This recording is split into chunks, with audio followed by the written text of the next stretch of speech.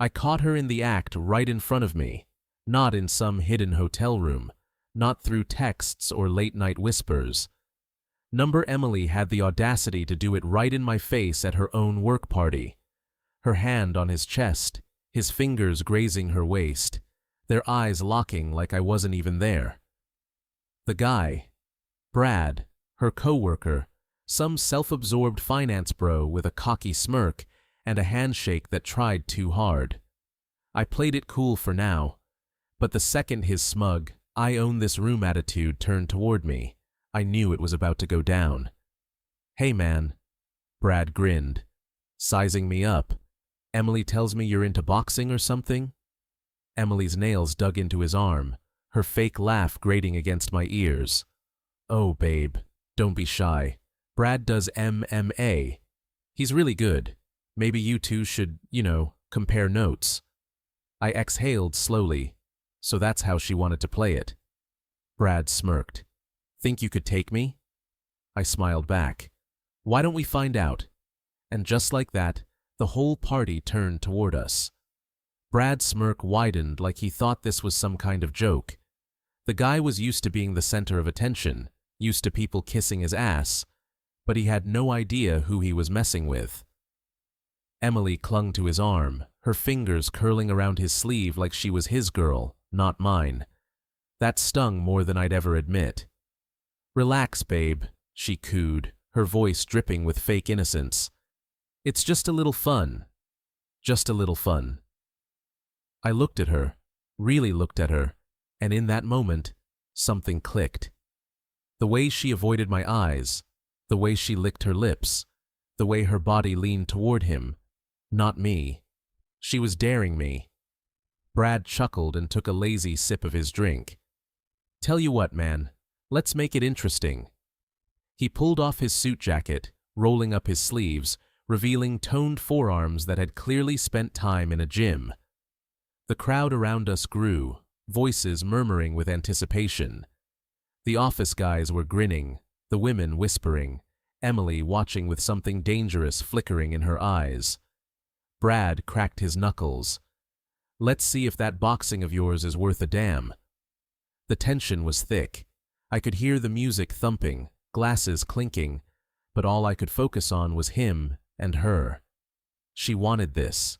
She wanted to see me put in my place. Too bad for her.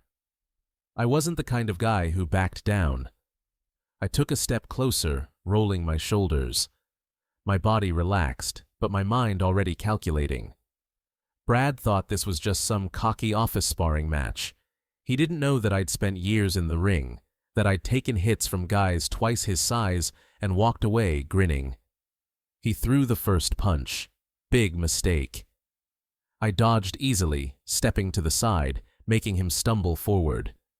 The crowd let out a sharp, "Oh," laughter rippling through them. Brad's face darkened. Emily giggled, but it wasn't at him. It was at me. "Come on, babe." "Don't embarrass him," she teased, twirling a lock of hair. I clenched my jaw. "Babe." She still had the nerve to call me that while standing next to him. Brad came at me again, sloppier this time, frustration leaking through his cocky exterior. I dodged, caught his wrist, and twisted just enough to make him wince. His face contorted in surprise. He wasn't used to losing. I leaned in. "You should sit down before you hurt yourself." His nostrils flared. He yanked his arm back, his stance shifting, trying to prove he wasn't rattled, but he was. And then Emily did something that made my stomach drop. She laughed. Not at him. At me. Like this whole thing was some joke. Like she wasn't my wife standing there with another man scent all over her. The realization hit me like a punch to the gut. This wasn't new. This wasn't harmless flirting.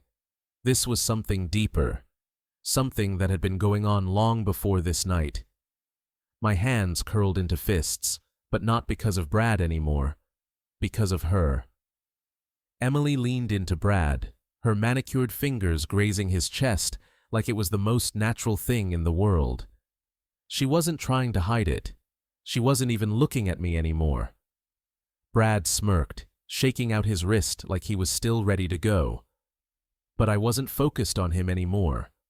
My eyes were locked on my wife, the woman who was supposed to be mine, throwing herself all over another man like I was nothing. The realization burned through me like fire. This wasn't just some office flotation. She wanted me to see this. She wanted to humiliate me. I let out a slow breath, forcing my hands to relax.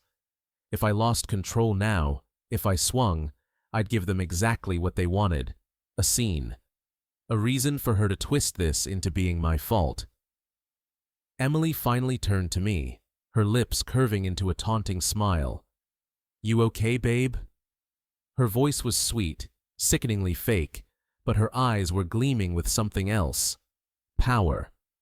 That's when it all clicked. This wasn't about Brad. This wasn't even about some drunken office party. She wanted out, and she wanted to make sure I was the bad guy when it happened. Brad chuckled, slapping a hand on my shoulder like we were old buddies. "Hey man, no hard feelings. We're just having fun." Fun. I looked at Emily one last time, really taking her in. The dress, the hair, the way she kept touching him like I wasn't standing right there. I could almost hear the words in her head. Do something. Lose your temper. Give me a reason. Not tonight. I forced a slow grin and took a step back. Yeah, fun. Then I turned and walked away. I didn't need to see more. I already knew exactly what was happening, and now I needed proof. I left the party without looking back, but every muscle in my body was wired with tension. I wasn't going to make a scene, not yet. Emily wanted me to explode, to lash out, to give her the perfect excuse to paint me as the jealous, unstable husband. Number I wasn't playing into her hands. Instead, I got into my car, gripped the wheel, and exhaled slow and controlled. My mind was already working through the possibilities. How long had this been going on? Was this the first time, or had I been blind for months? No, not blind. I knew something had been off. The late nights, the sudden shift in her attitude, the way her phone was always flipped face down, her screen lighting up with messages she was quick to swipe away. I pulled out my phone and scrolled through our messages. Normal, casual, too damn perfect. She was good, but not that good. I opened up a private browser and searched for a phone tracker. It took me less than 5 minutes to set it up. She'd never even notice. The moment she got into my car again and connected to Bluetooth, I'd have full access to her location. I drove home, my thoughts sharp and focused. This wasn't over. It was just beginning. An hour later, I was sitting in the dark when I heard her heels clicking against the pavement outside. She was home, later than she should have been. I watched through the window as she hesitated before opening the door, checking her reflection in her phone screen, fixing her hair like she was making sure she didn't look too used. My jaw clenched, but I forced myself to stay calm. She walked in, dropping her purse on the counter like nothing happened. "Oh, you left early," she said, her voice light, like she wasn't wrapping herself around another man a few hours ago. I stayed seated, tapping my fingers against the table. Yeah, party wasn't really my thing. She smiled, slow and knowing. "Really? I thought you'd enjoy it. You and Brad seem to be getting along." The way she said his name made my skin crawl. I let out a small chuckle, tilting my head. "You seem close with him." Something flickered in her expression, brief, but there. Then it was gone, replaced by a lazy shrug. "He's fun, unlike some people." I let that one slide for now. She walked past me, her perfume lingering in the air, but it wasn't just hers. It was his too. And that was all I needed to know. Tomorrow, I'd have answers. The next morning, I woke up before her. I barely slept, but I didn't feel tired. Adrenaline was keeping me sharp. Emily was curled up in bed, breathing steady, looking peaceful, like she wasn't living a double life, like she wasn't the kind of woman who could drape herself over another man while her husband was standing right there. I got up quietly, grabbed my phone, and checked the tracker. She'd gone somewhere after the party, not home, not a club, a hotel. My stomach tightened, but I forced myself to stay calm. The location pinged around 2 a.m., long after she should have been home. She stayed for an hour, then left. I had my proof.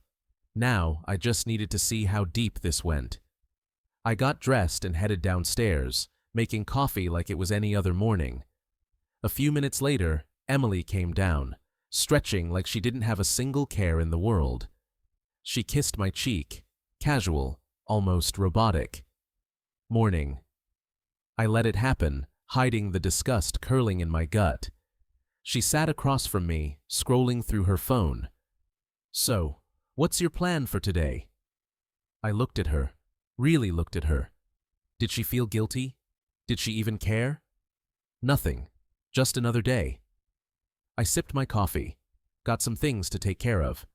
She nodded, barely listening, too busy texting. Probably him. Probably Brad. I wanted to rip that phone out of her hands. I wanted to see the messages, the lies, the secrets, but I didn't need to, not yet. She got up, stretching again. I'm meeting the girls for brunch. I'll be back later. Lieutenant?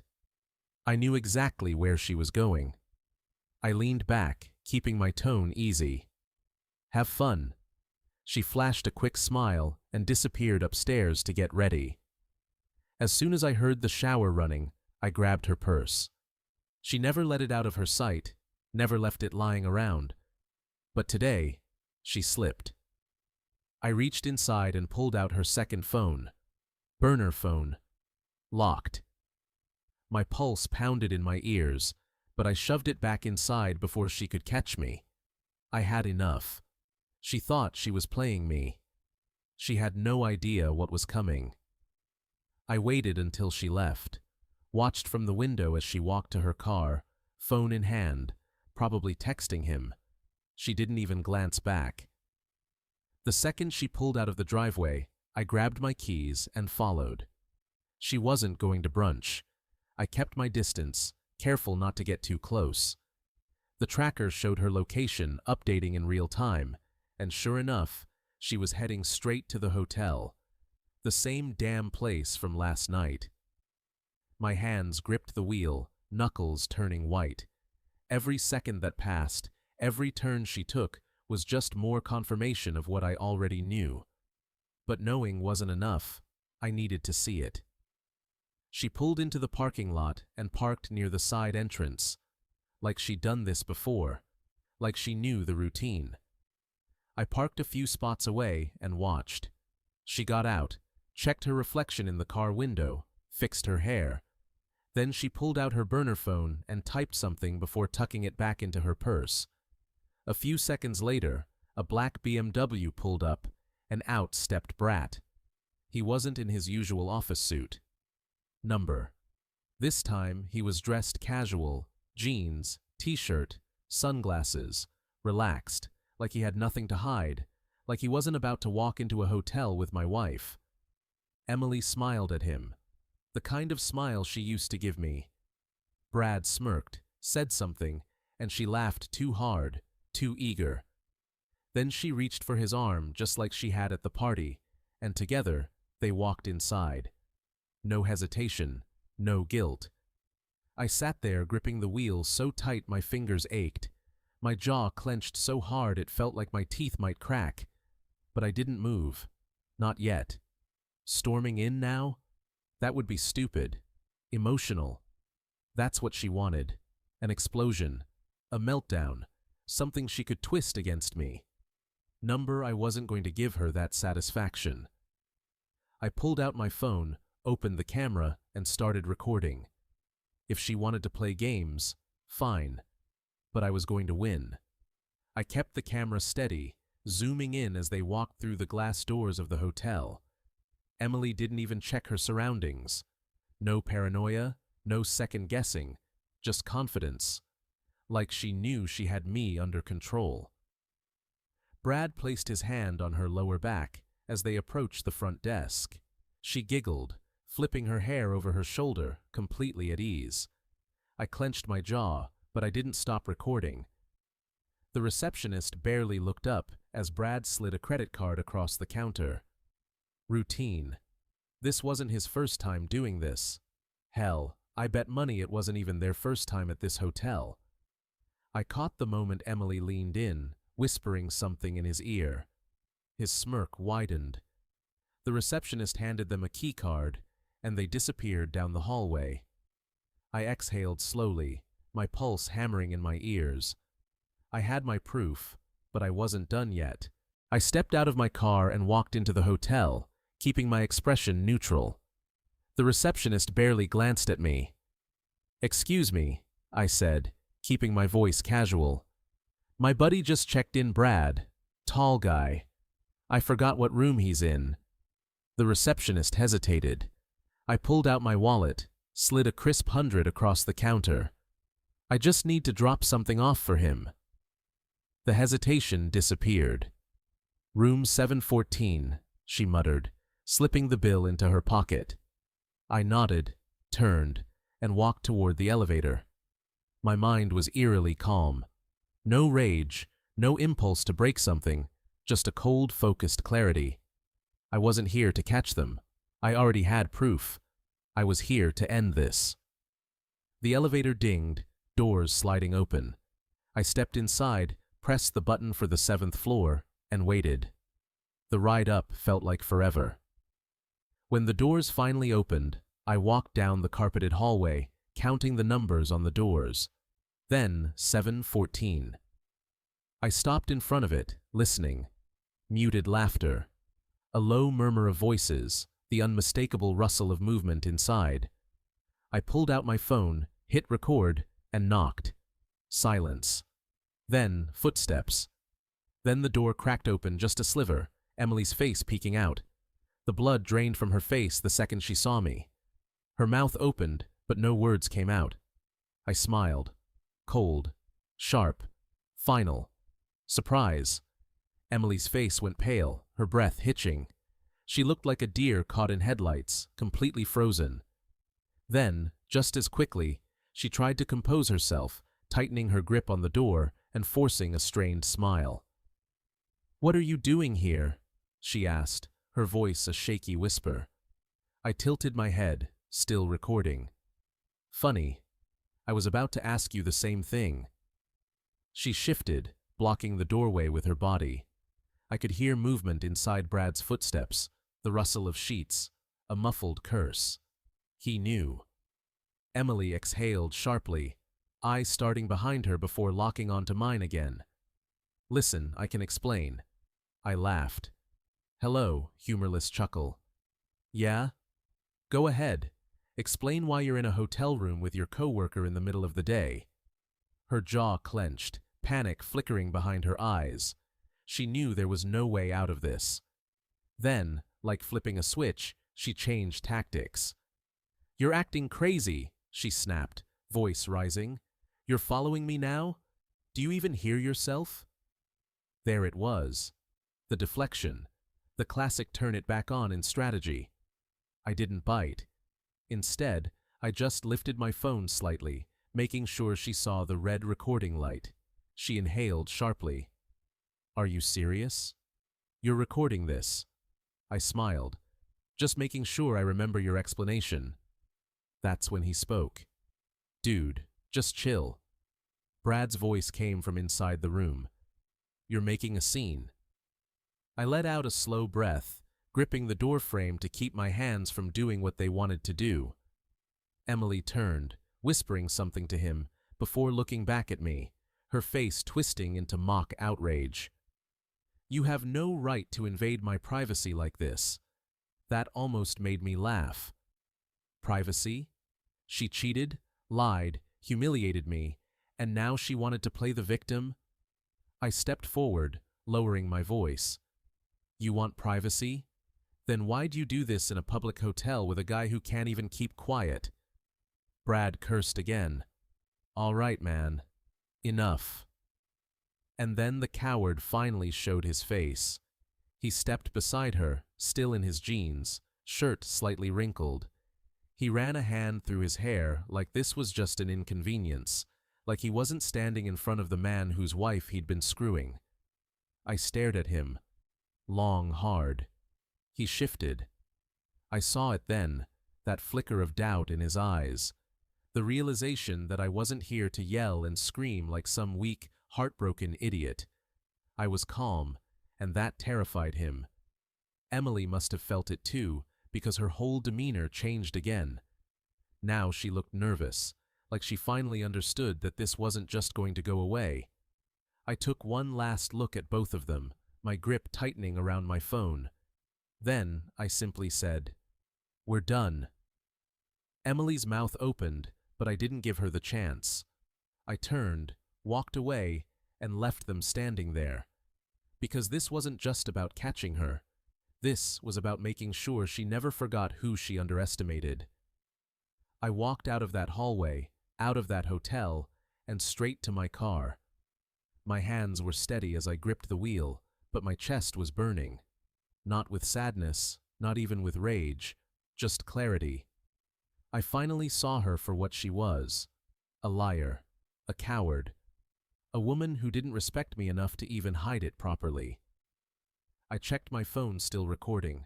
I stopped it, saved the video, and backed it up to the cloud. She wasn't talking her way out of this. She wasn't flipping the script. Not this time.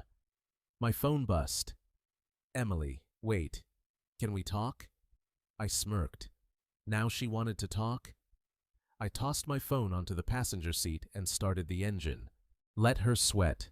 Let her sit in that hotel room, realizing she just lost the best thing she ever had. I drove home in silence, my mind already working through the next steps. I wasn't going to let this drag out. I wasn't going to let her manipulate me with fake tears and empty apologies. By the time I pulled into the driveway, I had a plan. First, I was taking everything. Emily had always liked to act like she was above me, like she was the prize. But the truth? The house, the cars, the vacations? All mine. My name on the mortgage. My money in the account. She walked into this marriage thinking she was untouchable. Now, she was about to find out what it felt like to lose. I stepped inside and headed straight for the office. I pulled up my emails, started drafting a message to my lawyer. No hesitation, no second thoughts. Halfway through, my phone buzzed again. "Emily, can you at least hear me out?" I stared at the screen, debating whether to even respond. Then, with a slow exhale, I typed back, "Me, come home. Let's talk." Let her think she still had a chance. Let her walk through that door, believing she could fix this. Because the moment she stepped inside, she was going to realize she wasn't walking back into her home. She was walking out of mine. Emily showed up an hour later. I heard her car pull into the driveway, the hesitant way her heels clicked against the pavement.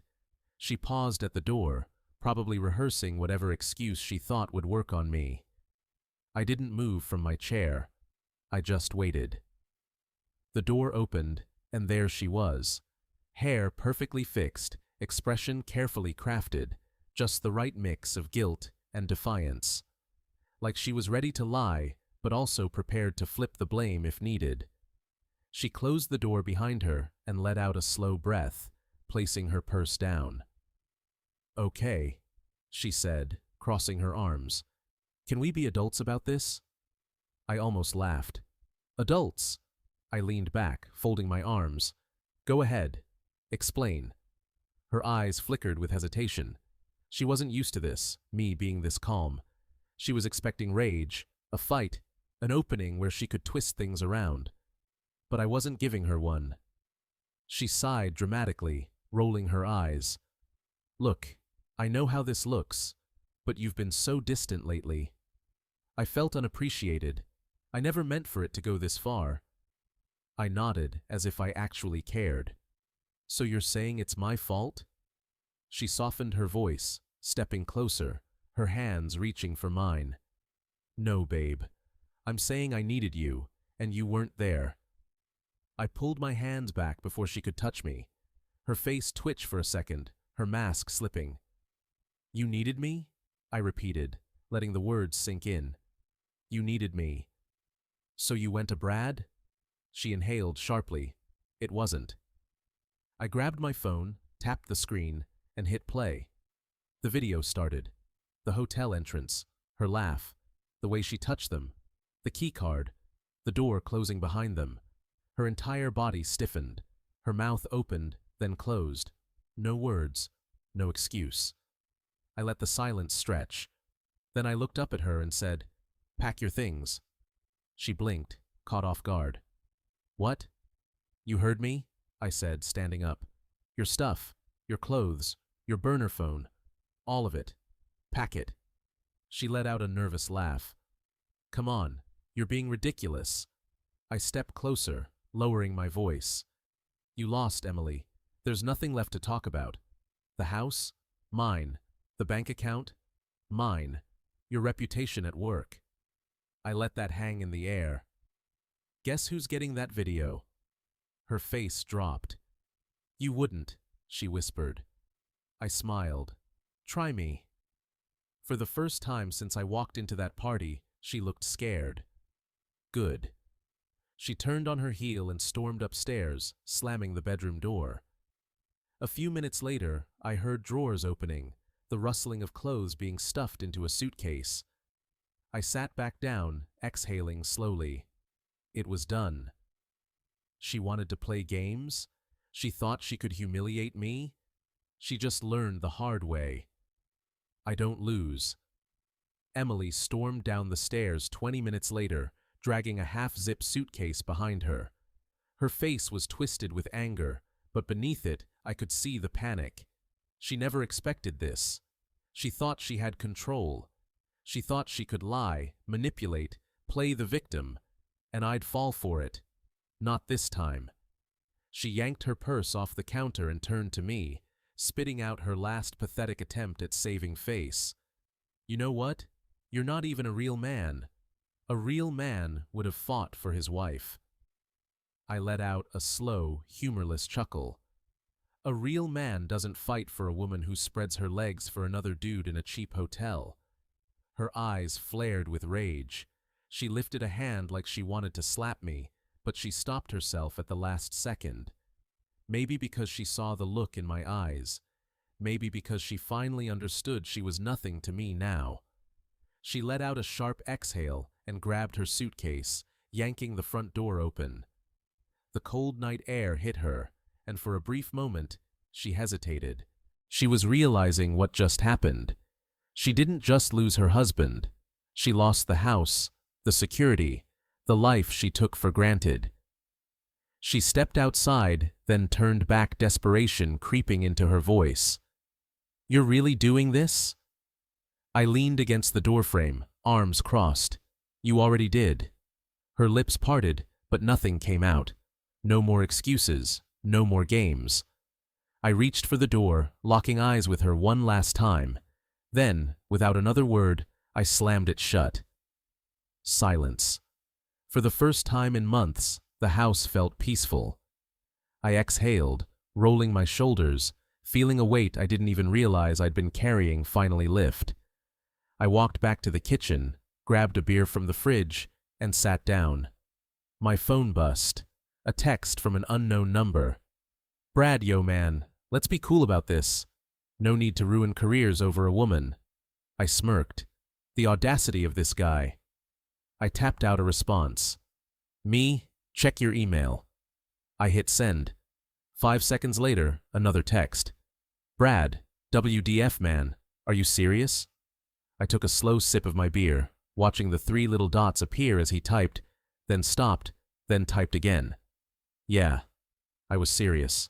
Emily wanted to play games. Brad wanted to play along. They both just learned something the hard way. I don't play, and I sure as hell don't lose.